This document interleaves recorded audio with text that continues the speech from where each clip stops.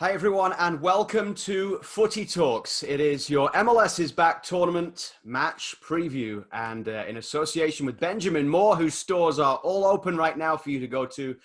Luke Wildman, Stephen Caldwell, Christian Jack will be here with you a couple of days before every Toronto FC game in this MLS is Back tournament, talking all things TFC, all things MLS is Back.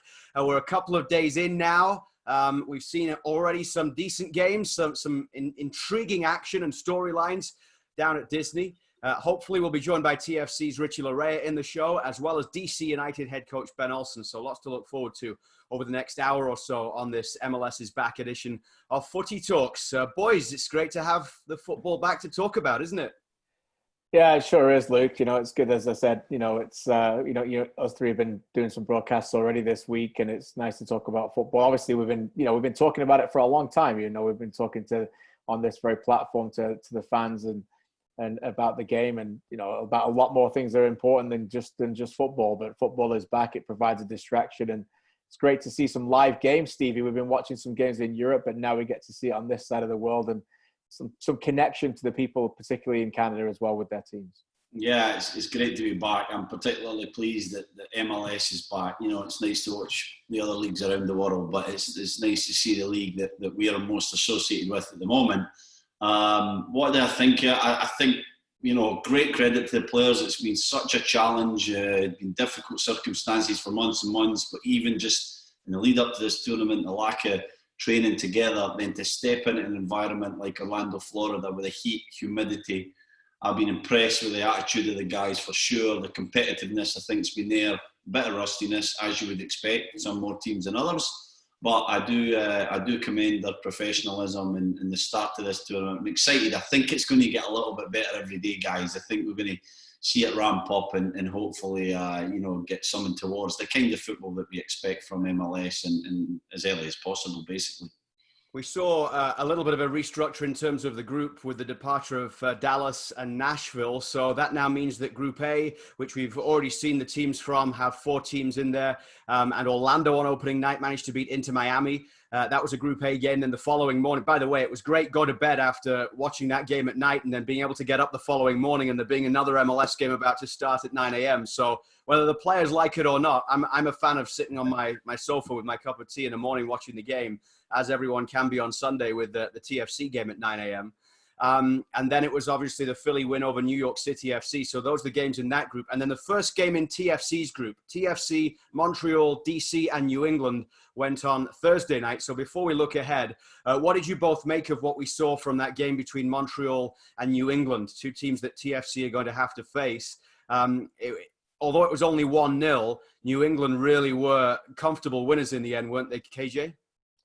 Yeah, I thought there's a lot of question marks about Montreal. I thought they were very, the system that they played from the start, I wasn't surprised because we talked about it when we're trying to put everything together and the lineups that Thierry Henry favors that. But when we look at it, this is no secret. It's the trade, but, even people within their own organization wondered whether it was a back 4 because there's only 4 defenders there, and subsequently find out that Samuel Piette is playing as a right wing back, which, the experiment, as I tried to show at halftime in the clips, and as Stevie put so eloquently in the commentary, and it just didn't work, And at least Thierry Henry recognized that and put him back in midfield, brought fellow Canadian Zachary Broguillard on at halftime, but it didn't really make much of a difference in terms of the overall quality on the field. And look, I think if Gustavo Bo was in mid-season form, then he could have bagged a hat-trick, and I think he could have been a bit even more worse than that. We do tend to see that sometimes in tournament football anyway, that sometimes what you would see in a normal club season, where it can turn out to be an enormous difference in the scoreline, can sometimes be reduced just because it is tournament-style football. But I think they were fortunate to lose only by 1-0, Stevie, and they got 6 days to recover between that game and TFC, and I think they're going to need it. TFC, Thierry Henry's got a lot of work to do before they play TFC. Would you agree? Yeah, I would agree. I think there's a lot of work to be done in terms of the style of play, the formation. I know Thierry Henry was quick to say after the game that it's got nothing to do with that. It's players' attitudes and commitment, but unfortunately, it does have something to do with that. If players are uncomfortable, and that's how I would describe Samuel Piette's first half performance. So I don't think it was bad. He just looked uncomfortable. then you've got it wrong, you know. We were unsure. We looked like the 4. We thought maybe a Wonko and a right wing back role. We were debating that, weren't we, KJ? But to see Piet there was extremely strange. I think he's one of their best midfielders. So I think you're, it's almost like a double negative putting him in the right wing back role and then losing his presence and combative profile in the middle of the park as well. So I don't know where they go. I don't know what they do here. I feel that they've got too many defenders back. They get deeper and deeper, and then they invite pressure. I also feel out of the 3 defenders in Camacho and Rod Fanny and obviously Louis Binks, I don't think that they've got a really outstanding player in terms of stepping forward and getting the ball into that next line of attack into midfield behind the forward press. So I think that was a big issue that needs to be worked on. So for me, 4-3-3 has to be the formation for Montreal Impact in that Wednesday night game against TFC. That's going to be vitally important to tell us if they're capable of qualifying for the knockout stages. Well, and the thing is now after that, I mean, it's a very short group stage, just the 3 games. If you lose the first one, then there is so much pressure on not losing that second game. And that's Montreal now going into a game against TFC, who will only have had a little over 3 days to prepare for it because of the game being shifted back to Sunday against DC United. The one thing I would say, Stevie, as soon as we got the email from Montreal saying that they were playing a 4-3-3 or that they were expected to be playing a 4-3-3, KJ's right on it. I smell something here. It's not going to be a 4. It's going to be a 5. They're going. I don't know what it is they're going to do, but they're going to do something. And then you got it spot on, KJ. Except for the fact it was Samuel Piet playing on the. I don't think any of us expected that. A broken clock's right twice a day, lad. So. Well, KJ expected, that the right wing back to be in there, and we were thinking it was like Wonko, weren't we, KJ? Yeah. Just never thought for a moment that it could be Piet, And for me, I was thinking, I don't fancy Wonko in a right wing back role, especially defensively. So I was thinking it was the 4, and thinking, is it Wanyama or is it Piet who's going to try and push further forward? Because in the second half against Olympia, we saw Sam Piet kind of get in the box and be a bit more attacking. He did pretty well at it actually as well. So I was expecting that and to see what we saw, and then the KJ picked it up at half time, Piet coming inside and trying to almost be like an inside right midfielder when they were in possession was just a bit off. It was probably, as a coach, sometimes in your mind you have these ideas and you analyse it to death and you spend hours and hours preparing it in your mind, but then you get limited time to put that over to the players and to work on it. And so to you, it seems really fluid and it's going to work, and you've analysed it with your assistant coaches, you think they're there, but you realise when you get out there on the field that you've not had enough time to actually get it over to the players properly. It felt like that a bit to me. So maybe they hammer it home in the next 5 or 6 days, they're ready for TFC, or he kind of throws it away for the time being until they get back to their home market. They've got more time and they maybe pick it up later on in the season, hopefully, if we get there. If you've got a question or want to say hi, just tell us in the chat on Zoom or on Facebook and we will give you a shout out. Matthew says hi from Thornhill. He asks myself and Stevie, are we commentating from at home or in the studio at TSN? Thankfully, we're in the studio at TSN. I'm not sure I could keep the kids out of this room for long enough to be able to concentrate on doing a game. You guys have got some nice big screens. Listen, it's much better. The setup we have got is like luxury, Stevie, right? Yeah.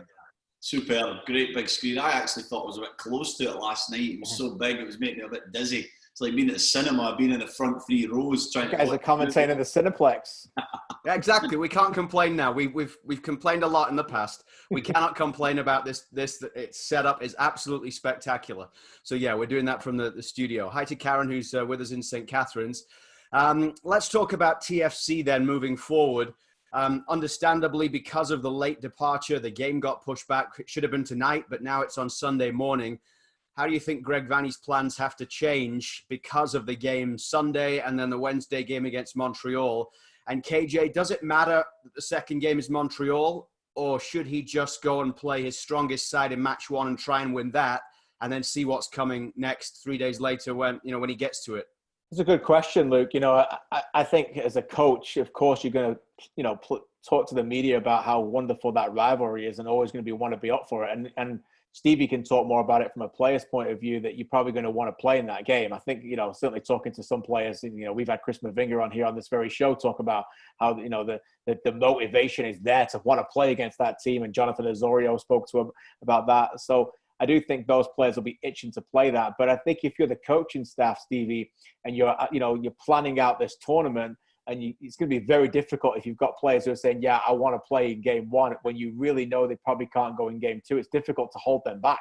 Because what happens if you go out in game one and you play really, really well, and then suddenly formations are formed and systems and relationships are there, and you suddenly say, okay, we won 4-0, we're going to drop a few players, even though they could play. So I think, as we've seen from what I like, the best game of the tournament so far was certainly the first half of the Philly-New York City game, is that, for me, that was probably arguably their best 11s. Go out there, and if you can, and put the best 11 on the field, and then see what happens in the next game. I think that probably be the best thing Greg Vanney could do. What do you think?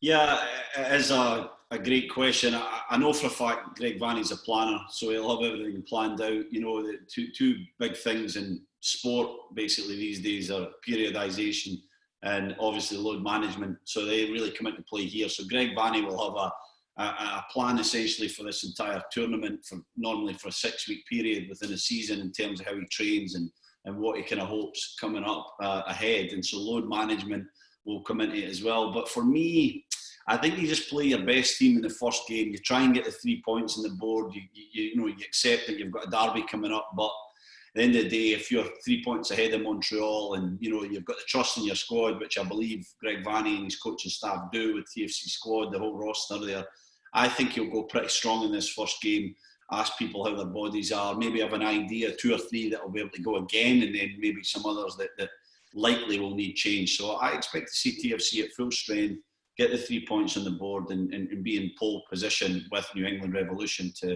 to progress from this group. Still to come on Footy Talks, we'll be joined by Ben Olsen, the head coach of DC United, who will be with us live from the bubble. And pleased to say we can head to the Swan and Dolphin Hotel right now and check in with Toronto FC's Richie Laryea, who joins us the first time that we have had a guest returning on Footy Talks. And we started this show, when was it? We started probably end of March, just as the lockdown hit. We started the end of March, and then we've done maybe 12, 13 shows. And Richie is the first return guest. So he must have been good first time round, because he's got an invite back next time. Richie, we've got you the wrong way round. Can you turn, is it your phone you're on? Can you turn it the other way? Or your laptop? Here we go. Sort them out here. Just turn it the other way around, Richie, for us, if you can. Otherwise, we can all turn our head that way. And then right now, Richie, you're playing left back instead of right back. There we go. Perfect. We're good. And then if you can just unmute again, and we'll be good to go. There we go. Great to see you, Richie.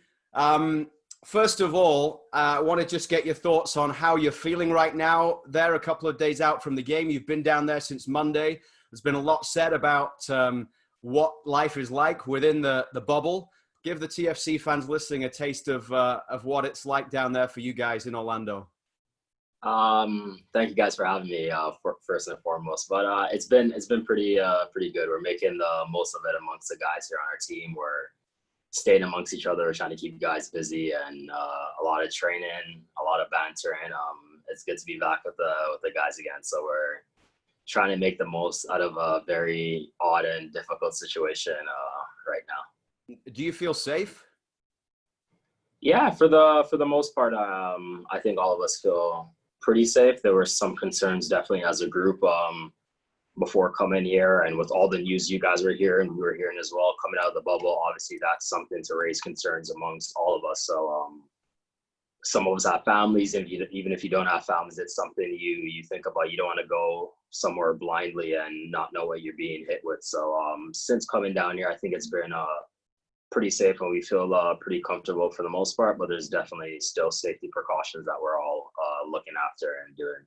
Richie, let's talk about those precautions a little bit then, if you don't mind. Can you just maybe explain to some of the TFC fans what that situation is like? Because I know there's league-wide protocols, and some clubs have been even taking it even further. Is it just a floor that you're sticking to? How's that looking right now in that hotel for you guys? Yeah, we're all on. Well, our entire team is on one floor, and we don't share with anyone else, so that's nice. So we only see ourselves, and anything we need in terms of from the hotel, it's put outside our door, and then we go and get it from there. So no one's really coming in and out of your rooms or anything like that. And obviously wearing masks everywhere we go, and yeah, it's been good in that from that standpoint. And then we also have credentials that we wear to make sure that you're an actual TFC player on this floor or in and around the building. So those are some of the precautions. And just the biggest thing is just a lot of washing your hands, a lot of hand sanitizing, and just mask everywhere you go.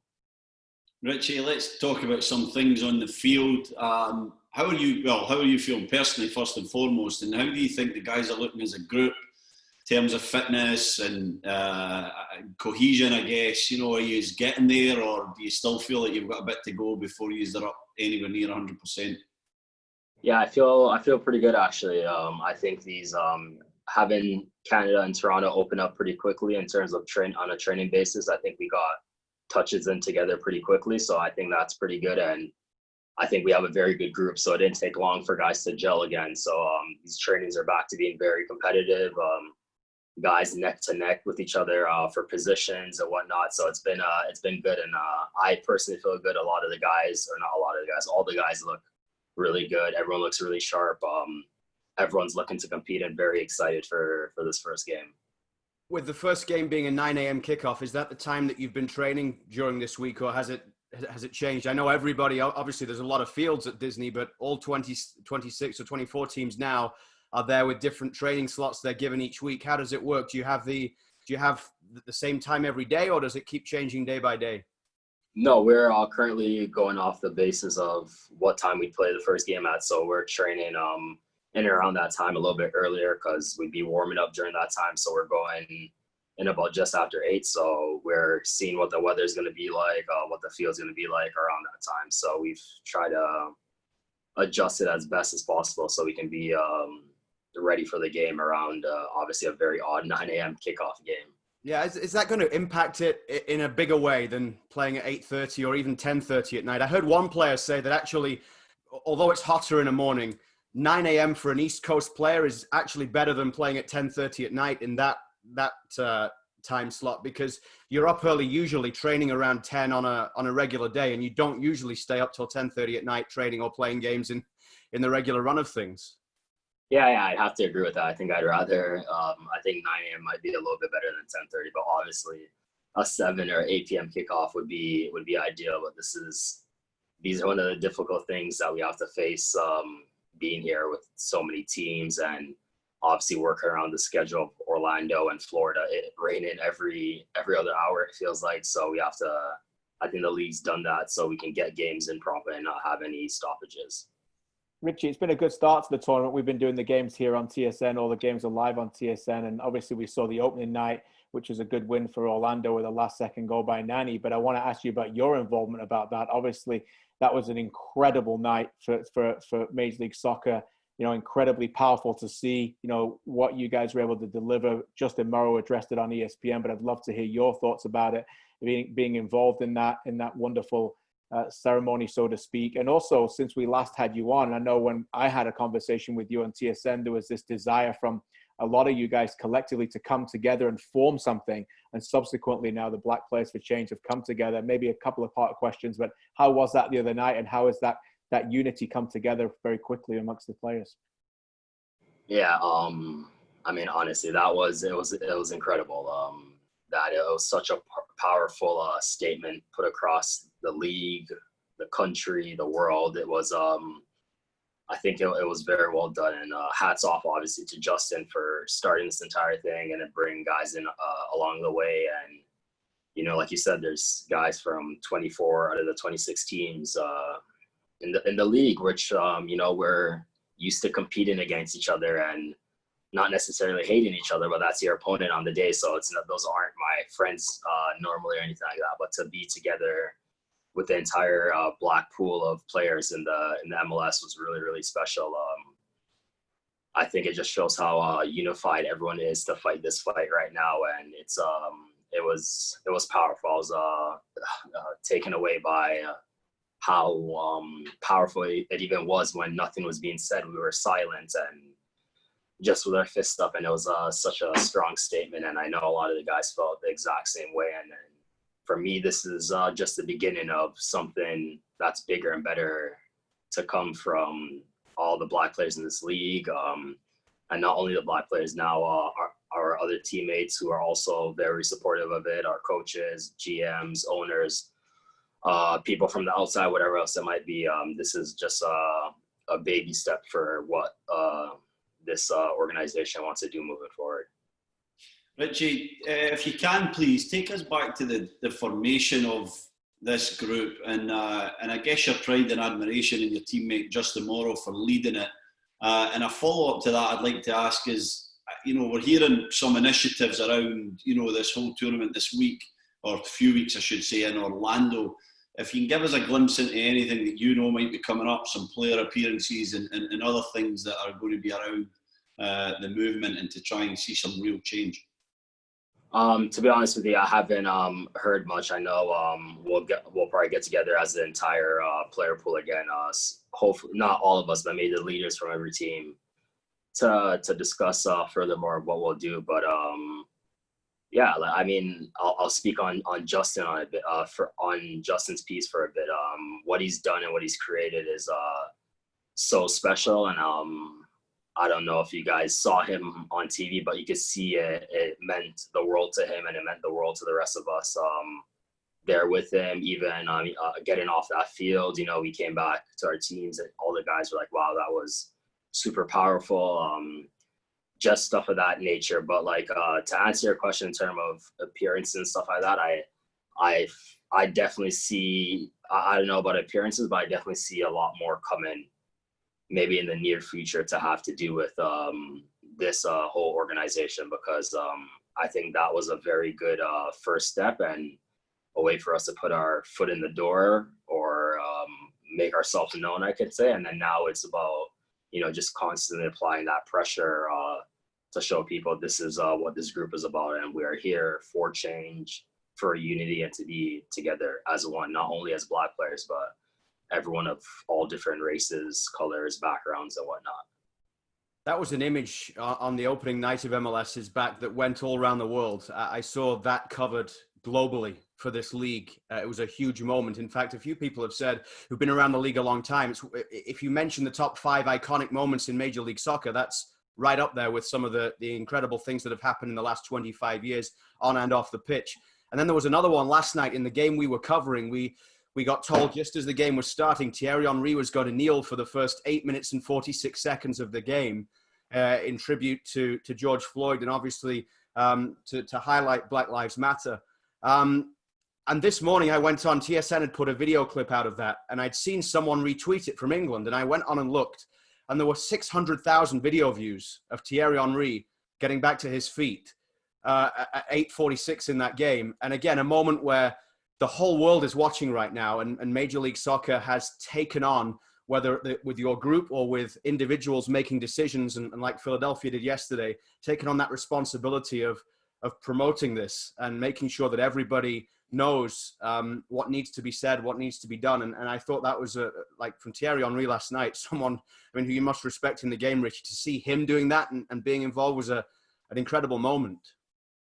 Yeah, that was huge. I was watching the game as well, so to see the commentators, I was watching on TSN actually, so it was you lot. So hearing you guys speak about it and all of it, it was good, because Thierry Henry is obviously such a world-renowned player, and everyone knows how classy he is on the field. But for him to do that, that's something people are going to remember about him for the rest of his life. They're not going to remember the goals and the appearances and all the trophies and the handballs. Exactly. But people are going to remember that moment that he was kneeling for 8 minutes and 46 seconds. That's such a powerful stance coming from someone like that. Again, all the things that he's done in his career, for him to do that, to show that he's together and in this fight, and he's putting himself in the shoes every single other Black person in this country and in this world means it's a strong stance for him. And I know a lot of guys really, really appreciate it. So I was very happy to see him do something like that, because obviously with him being who he is, he could have got a lot of backfire for it as well, but he didn't care and he did it anyway. So that was pretty powerful from him. Richie, can I ask you about your GM, Ali Curtis, actually? And while I'm thinking about it, congratulations on your contract extension. Since we had you on last time, you deserve that. I know it only got recently announced, but you've had it for a while, but congrats on that, down to your hard work. But Ali Curtis stood there as well with you guys next to his brothers the other night. And I know it's a lot of people talk about the players, but highlighted in this whole process is sometimes the lack of diversity in the executive positions. Maybe you can just speak to that a little bit, if you don't mind, about how involved Ali's been. I know he was very heavily involved in the video, the powerful video the club put out a couple of days ago as well. So how much as a role has he played in all of this throughout this process?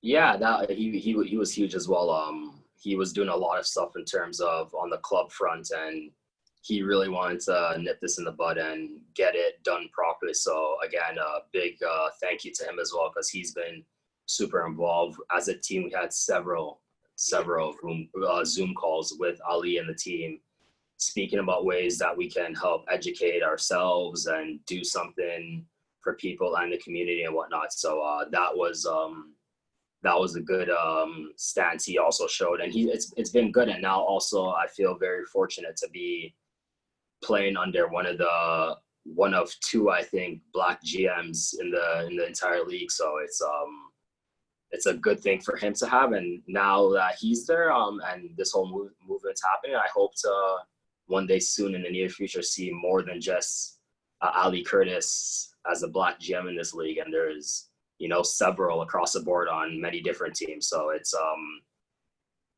definitely, again, he's a guy that could maybe things could be portrayed wrongly for him speaking his mind because of the position that he holds. But again, he's speaking freely and he's being respectful, but he's speaking his mind. So it's also a very strong stance from him, and it shows the courage that he has to fight this fight and fight for what's right now. Richie, it's been an incredible 4 months, but you are now 48 hours out from stepping back on the pitch in a competitive game with your teammates. And I just know from being alongside KJ for the opening game into Miami, Orlando on Wednesday, and then Stevie last night in the broadcast booth, it was so nice just to feel normal again after having been at home and had to fight through everything and wondering whether or not the league would be back, if we'd get to see soccer games again. It's as normal as we've felt in months. So when you step over that line at 9 a.m., or when you arrive at the stadium, just as you would do on a normal match day, or you wake up at 5 a.m. for your pre-match pasta, as it's going to be on Sunday, what do you think that feeling is going to be like there for you and the rest of the players to finally be back out there in what is going to be a competitive game?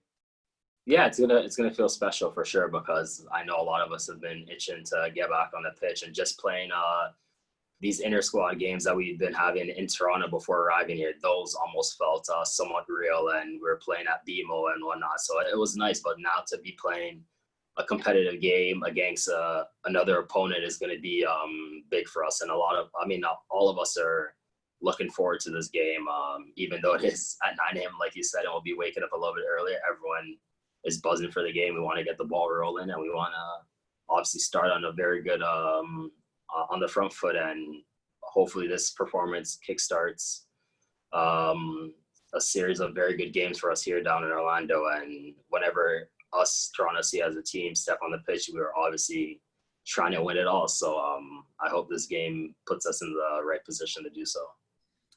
Thanks for your time, Richie. Really appreciate it. And maybe another goal-scoring performance against DC from you. Thank you. I appreciate it, and I hope so. Thanks, Richie. Always a pleasure. Be safe. See with you us from the bubble in Orlando, and very shortly we'll be joined by Ben Olsen, the head coach of DC United here. It has been an incredible start to the tournament, both on and off the pitch. We talked about Montreal and how they played in terms of that game against New England, but I was floored when I saw, and I shouldn't have been really, because I know how big Thierry Henry is in the global game. But for someone like that to be front and center in an MLS's back game at the side of the pitch at the ESPN Wide World of Sports complex, it was a remarkable moment, KJ. It was a remarkable moment, and it should generate the headlines that it did and the video views that it did, and because not just because it's Thierry Henry, but because more importantly for what it means in the symbolic gesture that he goes out there and the wonderful tribute to George Floyd and the entire movement. And I commend these players. And I think it's just another example of how the maturity of the league is now, where these people are able to step up and be leaders, externally, not just internally, and be that vocal cause that we need them to be, and press forward. And I've had the privilege of interviewing these people and stepping up, and they're more than just soccer players, and it's wonderful to see this movement continue. And Richie, as we just spoke to Richie Laryea there, was able to eloquently put that powerful image together, and how they worked that out. And it's just a pleasure to see this league continue to stand for things like that. Thanks to Richie Laryea for giving up the time today to come on, and another great guest lined up now for Footy Talks in partnership with Benjamin Moore here. MLS is back and the tournament continues live on TSN. Every game is on TSN this tournament, but TFC's first game is against DC United coming up on Sunday morning. Ben Olsen is the head coach of DC United. He's just about to join us here on this Footy Talk show. Ben, how are you? Fellas, how are we? Ben. How is life in the bubble? We've heard a lot of stories about it, but what's it like on the inside? It's hard to breathe in here. No, it's fine. We're the lucky ones. I think Toronto's in the same boat as us. If your tests keep coming back negative, it's fine. It's good living. The training fields are wonderful. The food is fine. The accommodations are fine. It's like living in a hotel. And again, there's a few teams, unfortunately, that their test didn't come back negative, and they have a different road that they're going down that is not a lot of fun. And so we feel very fortunate that we're able to kind of roam around the complex. And again, once you get out and the fields are perfect, and you roll the balls out, this is what we do. And the guys now are really looking forward to the match coming up against Toronto. And, I think you're seeing the narrative change, right? From getting into the bubble and the positive tests and all this now towards the sporting side of it and the competition. And I think ultimately we'll look back on this as a really unique, great tournament with a lot of wonderful moments and hopefully entertaining soccer. So far, it's the games. I'm sure you've watched them. It's about what they're going to be, right? A little choppy, back and forth. They open up as players get fatigued, some mistakes, but again, I think like a lot of tournaments, it'll get better as the tournament goes, and we'll hopefully entertain a lot of people. Benny, great to see you. Have you noticed a big shift in the players' mentality over the last few days as you get closer and closer to kickoff? I'm sure there was a lot of collective anxiety when you boarded that plane initially, but now, as you said, we are less than 48 hours before doing what you guys do best. Surely there must be a different mindset now. It is, yeah. You see a lot of people forget their masks now, and you get everybody getting comfortable, and but when you're on that plane, you're covered up and you don't touch anything. So it has changed, and now we're getting a little bit more comfortable here. And as I said, the narrative's changing. Our intensity and the focus from the guys and the staff is all about is pretty high, and looking forward to competing again in a game after what has been a long time for everyone, I think, to live without this game. Benny, I'm interested to know the attitude as a head coach here heading into this, because of the kind of weird dynamic of the regular season, group games, and then into a knockout competition. Is it really trying, hit the ground running, or are you treating this like a tournament and expecting to get a little bit better every day? What's the kind of mindset, maybe tactically or even just philosophically, for you guys? I'm trying to go back to the World Cup and the Olympics and some of the World Championships that I've been lucky enough to be a part of as a player. It has that feeling, right? We're wearing masks and there's all these other elements to it, but you know, when you go to those events, you're pretty much stuck at the hotel for a month anyways. You're not out and about, and it's pretty focused on the game. So it does have that that sense, and you know, our goal is to grow, right? I'm sure most coaches are in the same mindset. You know, you want to pick up results, you know, early, and make sure you get out of your group, and make sure you get the results to make sure that happens. But also, you know, I think the recipe for success is just keep getting better, you know, and just like you would in the regular season. And that should happen. Every team, each game is going to be a little bit more familiar with who they are and their opponents, and the fields, the conditions. But yeah, get a result and get better. How positive were you feeling about your group before the shutdown, Ben? You got that win the last game before everything came to a halt. We're a work in progress. We were a work in progress then, and we're a work in progress still at this moment. Because, you know, we changed a lot of attacking pieces, and we relied heavily on Wayne and Lucho to be a huge part of our attack. And we're trying to replace that and create relationships with our front 3-4 players to produce the plays that matter and win us games.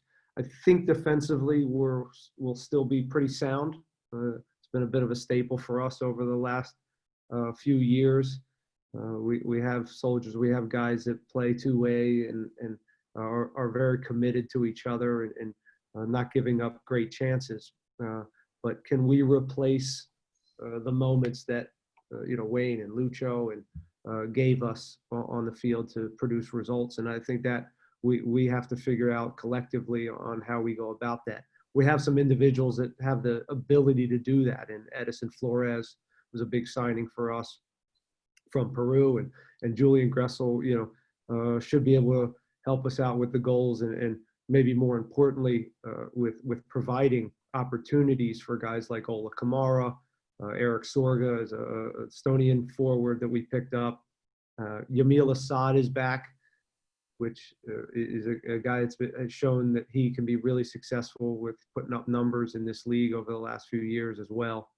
So we have the pieces, but sometimes it takes a little time for that offensive side to click and put the numbers up. We've also relied on set pieces over the last couple of years to really chip in with the goals. But we have to stop relying on that so much. We got to get some better actions and at a run of play. But Benny, set pieces are usually enormous in tournaments, are they not? That could be an advantage, surely. They are. Yeah, you see it all the time, right?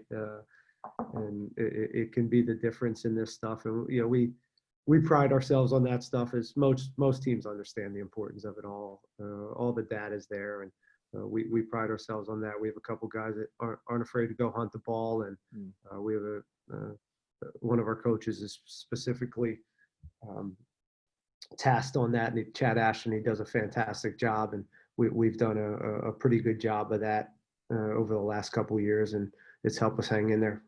You mentioned, sorry, Stevie. Sorry, KJ. It's all good. You mentioned Wayne there, and I know you answered a lot of questions on Wayne Rooney last season. You probably don't need to answer too many more. But last time we saw you was at BMO after the loss in the playoffs, Wayne Rooney's last game.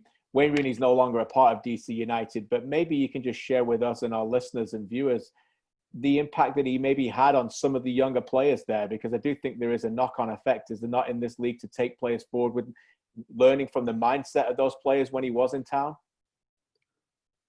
Yeah, you know, Wayne made us better by just entering Washington, D.C., right? Then he comes to the locker room and everyone just gives a little bit more, just because now you're playing with Wayne Rooney.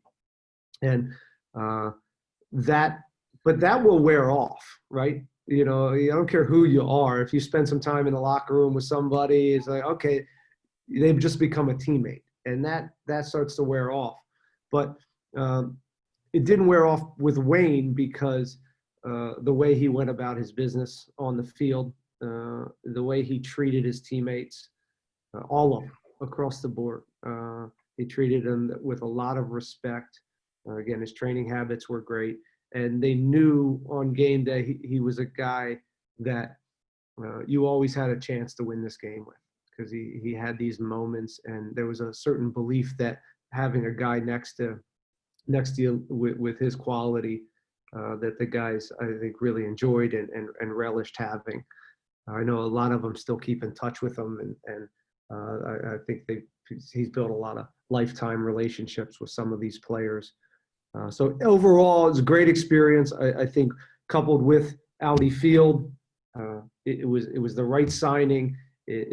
Doubling down on kind of a new DC United, but he's gone, and we got to kind of continue what he helped start in this kind of revamped organization, and making sure we continue to put ourselves in the postseason, right? And now we have to get over that hurdle, and the hurdle that Toronto kind of stopped last year and the year before. We haven't been able to take that next step after we enter the postseason, and that's on me. That's on the organization that's on the players to push and really put ourselves in a position to now win championships, and that's the pressure that is on us all, and one that's rightfully there.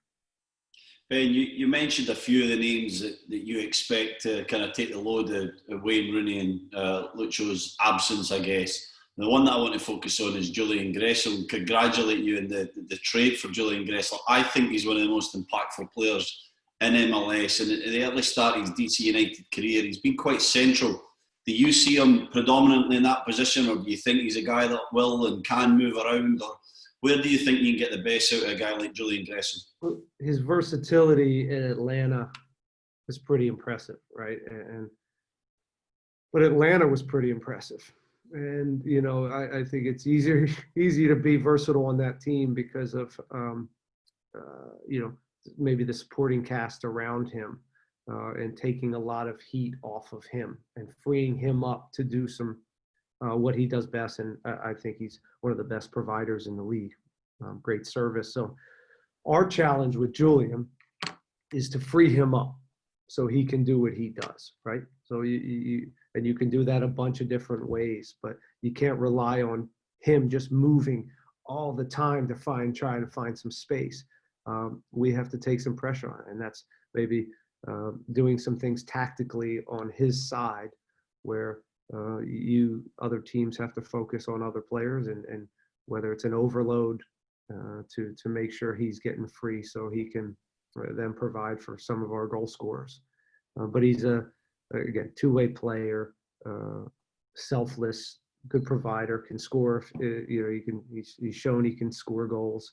Tactically, is a very sharp kid and a joy to coach. So we're very excited that he's on board, and yeah, we're asking a lot of him. We're going to be asking a lot of Edison and Ola and Yamil, but this is the responsibility of being an attacking starter or playmaker in this league. I presume you've never had a pro game start at 9 a.m. in the morning. So if you could just take us through what it will look like for you in terms of preparation Saturday night into Sunday. How early do your players have to get the wake-up call? Is it just a bowl of Frosties, or are they having a full pasta? How do you get them all ready? Get more than some Frosties. So we've had many meetings about this, and what are we going to eat the night before, and what time, and you're not going to nail it. There's no way to avoid getting not a great, a terrible night's sleep, right? You can't avoid it. You could tell you go to bed at 8 o'clock. Yeah, these kids aren't going to go to bed at 8 o'clock. They're going to go to bed. They're going to try, but they'll probably go to bed and maybe get 6-7 hours of sleep. But that's okay. They get up around 6. The meal's around 6 to 6:30. You kind of give them a little leeway there.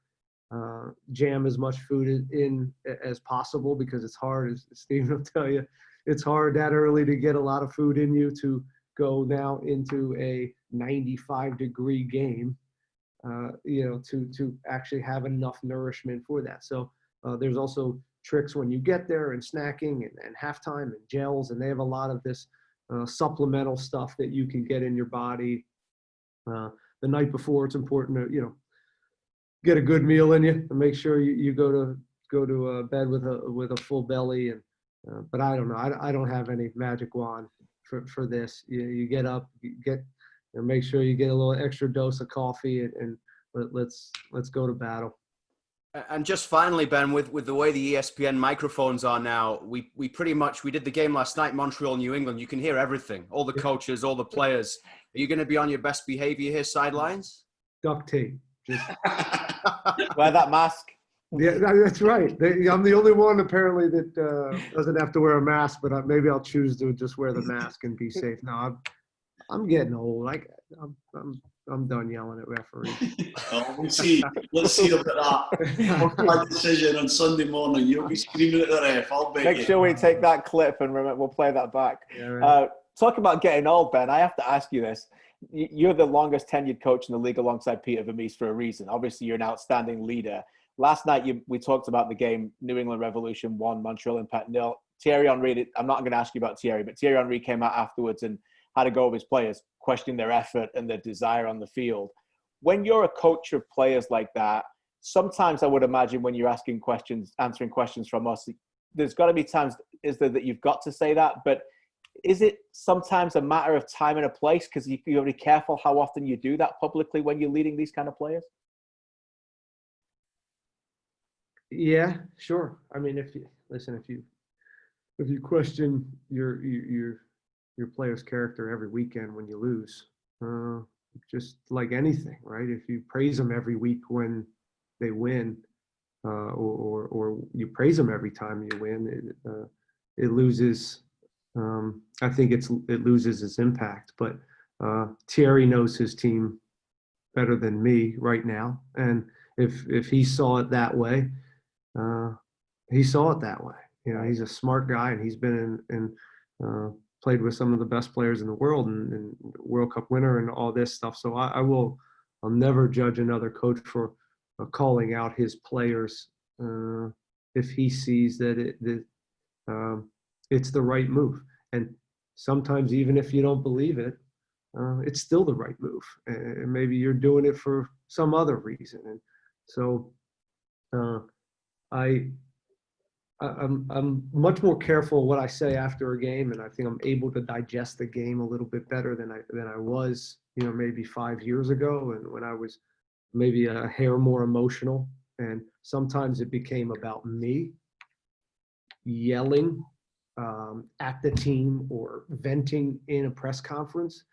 And I through a lot of leadership conversations, a lot of times it was just about me feeling better. And so you have to be careful on that.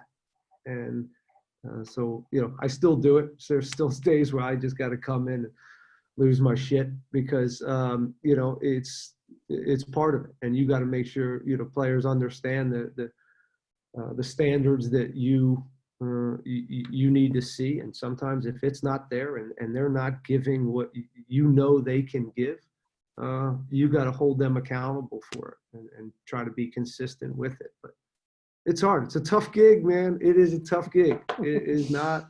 No, I can imagine. It's not easy, and it's constantly adapting. And here in the bubble, and this last 4 or 5 months has been as intriguing and interesting a time to be a leader than ever. In some ways, I've enjoyed it because I've been able to connect to players better. I don't know if that makes any sense because there's no games. It's not volatile. You're not as emotional. And they aren't either. When you have a meeting with a player during the season, it's charged, right? It's weighted. They're playing, they're not playing. You just lost 2 in a row, or you're so here.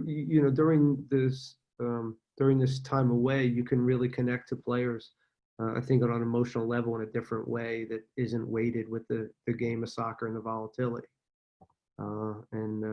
And then there's the not being able to control that's what we want to do. We want to control everything: food, sleep, weight room schedule, loads, GPS. Everything is about control in our world. And in some ways, we've had to step away from that and be okay not controlling everything with our team, or trying to control everything. And that's been an interesting lesson, I think, for a lot of these coaches as well. Fascinating stuff. A few tight games so far. Are you expecting, you guys, TFC and DC United's normally pretty tight. Are you expecting another tight one Sunday morning, Ben? I hope so. I hope it's a good game. We're still trying to process that game last year, and how that you go from tying them up in the last second to the wheels falling off. But it was, that one still stings. All the big ones sting like that. Anytime you get knocked out in any tournament or playoffs, it stings a little bit. And of course, you'd like to get back at them and make them sting a little bit. But again, it's a game we want to get a result in. We understand the quality that they bring. In particular, last couple of years, they continue to be one of the best teams in the league, and I got a lot of respect for Greg and the organization. But yeah, we'd like to beat them. Ben, thanks so much for taking the time today. Really appreciate it. It's been fascinating to get your insight into a number of different things, and wish you all the best for this coming tournament, and stay safe down there with everyone with DC United. Always a pleasure, Ben. Thanks, Benny. Take care. See you guys. All right. See you, mate. Ben Olsen, the head coach of DC United, with us live on Footy Talks. One of the great ones in Major League Soccer. Can never go wrong with having a conversation with Ben. No, definitely not. What an outstanding interview. Sorry, KJ. It's fine. He's such a cerebral guy, isn't he? And he tells it how it is. And I thought some of the insights there were absolutely fascinating, particularly the one about the players. The volatility within a meeting between a head coach and a player. I totally get that. It's always there. It's charged, and yet he's had this time to maybe learn a little bit more about his players and have the tempo down a little bit. Fascinating. Yeah, I think, as he alluded to there, he's not actually very good at talking about himself sometimes, but I think you can see the maturity and the fact that, Ben Olsen is still quite a young guy, really, but, he's been doing this for a decade, and you can see, he's calling himself an old guy, and how he's matured and how he's become better as a coach and as a leader of men, just because of that time he's had to lead those footballers and those players. And you can see it in his answers to us. And we've had chats with many coaches across the league, and he's always one of the best in terms of how honest and frank he is. And I think that helps him. That helps him evolve and develop. And you can see that this time he's had time to, like all of us, have had time to reflect on what the situation's like for himself. So it was candid, and it was insightful as usual with Benny.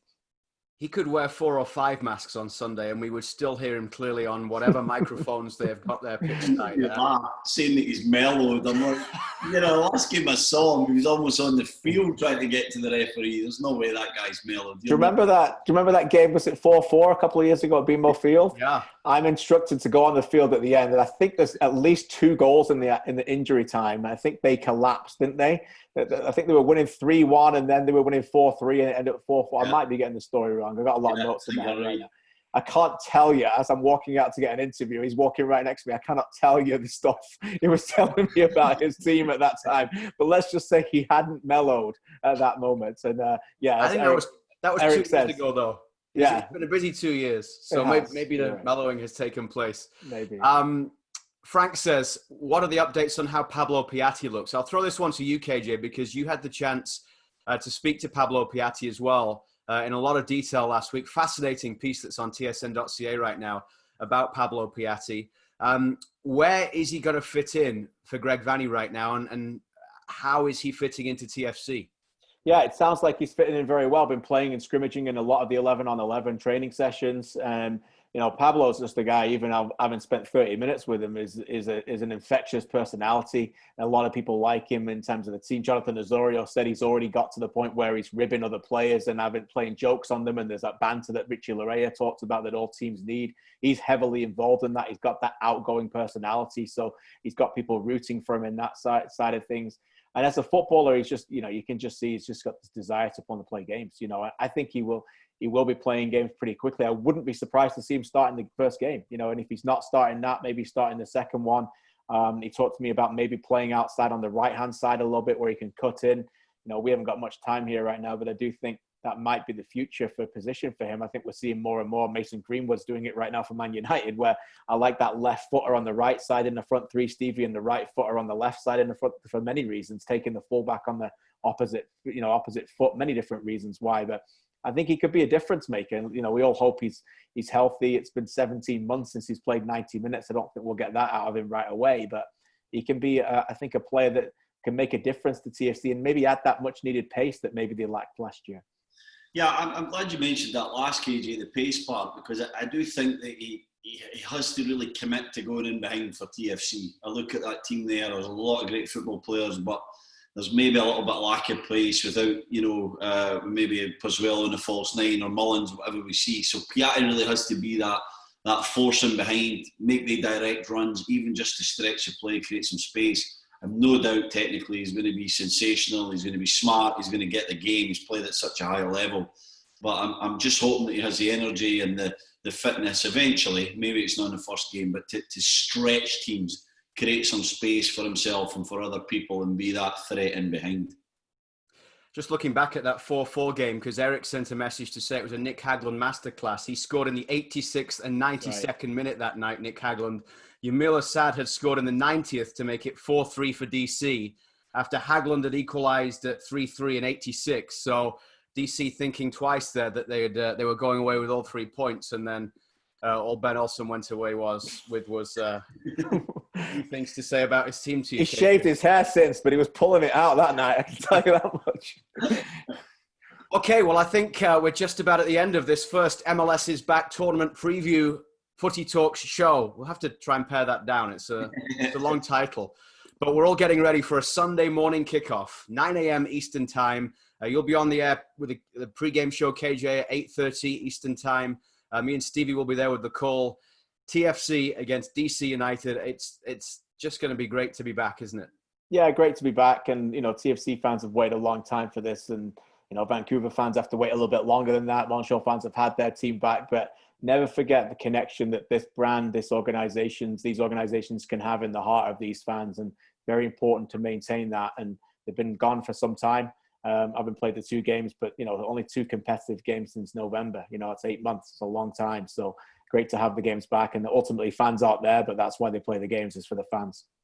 And I think a little bit of edge to this game as well, as we heard from Benny, still hopping a bit for that playoff game. Of course, taking into extra time in the dying seconds. Yeah. And then TFC running away with it. So there's a little bit of edge to this. I think TFC will be watching this, the players and staff, and they'll be prepared for a DC United who will be motivated. They know the importance of the first game, both teams that will have aspirations of winning this tournament. So hopefully we get a good start, an early goal, and we get this tournament off and running. I think we're going to be back Monday with another Footy Talks. We'll try and do 2 days before every TFC game throughout this tournament. But for now, thanks to everyone for being with us. Thanks for watching. And we'll see you bright and early Sunday morning. Get the breakfast ready. Breakfast with the Reds on Sunday. This was Footy Talks with Benjamin Moore.